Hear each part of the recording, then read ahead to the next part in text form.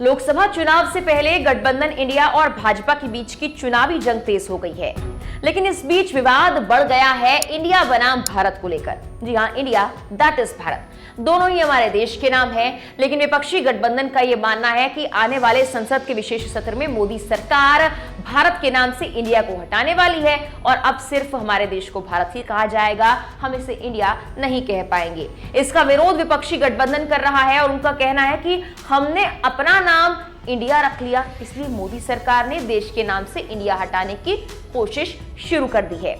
लेकिन यह पहला मौका नहीं है कि अगर कोई ये कोशिश करेगा कि देश के नाम में से इंडिया शब्द को हटाया जाए और सिर्फ भारत से ही देश को बुलाया जाए। ये कोशिश पहले भी की जा चुकी है और ये कोशिश की गई है उसी एक पार्टी के नेता के द्वारा जो फिलहाल गठबंधन इंडिया का हिस्सा है। हम बात कर रहे हैं स्वर्गीय मुलायम सिंह यादव की। उन्होंने कब ये प्रस्ताव पेश किया था, पूरा मामला क्या है, चलिए विस्तार से इस खबर में आपको सब कुछ बताते हैं।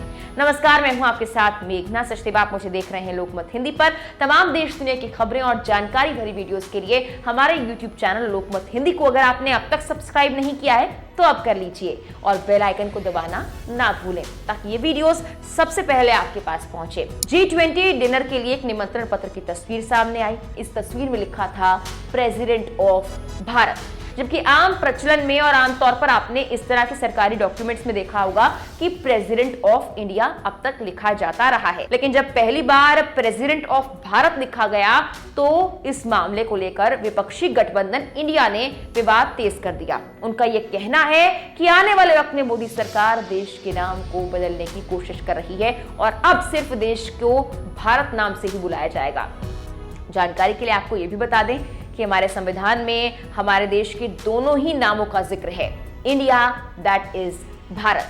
अब बात करते हैं कि मुलायम सिंह यादव ने आखिर देश के नाम को बदलने और इंडिया शब्द को हटाने का प्रस्ताव कब पेश किया था और उस वक्त क्या क्या हुआ था। दरअसल समाजवादी पार्टी के संस्थापक और पूर्व मुख्यमंत्री स्वर्गीय मुलायम सिंह यादव की हम बात कर रहे हैं, जिन्होंने आज से तकरीबन 20 साल पहले साल 2004 में उत्तर प्रदेश के मुख्यमंत्री रहने के दौरान विधानसभा में इंडिया का नाम बदलने के लिए प्रस्ताव लाया था।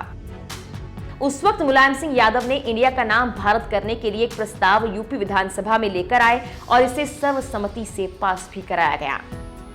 भारतीय संविधान के भाग 1 के अनुच्छेद 1, जिसमें name and territory of union के बारे में जिक्र है, इसमें इंडिया दैट इज भारत के स्थान पर भारत दैट इज इंडिया करने के लिए संविधान में आवश्यक संशोधन किए जाने का प्रस्ताव लाते हुए तत्कालीन मुख्यमंत्री मुलायम सिंह यादव ने सदन में कार्यवाही के दौरान कहा था, मैं कहना चाहता हूं कि जहां लिखा है संविधान में इंडिया इज भारत, वहां भारत इज इंडिया लिख दिया जाए।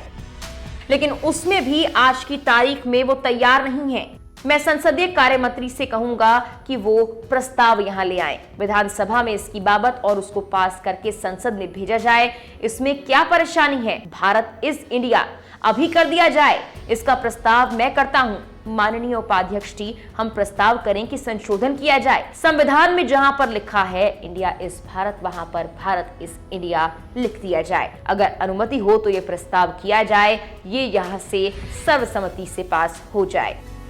अगर बात की जाए साल 2004 के चुनाव की, तो उससे पहले भी इसी तरह की बात का जिक्र समाजवादी पार्टी के घोषणा पत्र में था। उसमें भारत और इंडिया को लेकर कुछ ऐसी ही बात का जिक्र भी किया गया था। इसके लिए चुनावी घोषणा पत्र में देश का नाम बदलने के लिए संविधान संशोधन की बात कही गई थी, जिसे सरकार बनने के बाद 3 अगस्त 2004 को मुलायम सिंह ने विधानसभा में पेश किया था।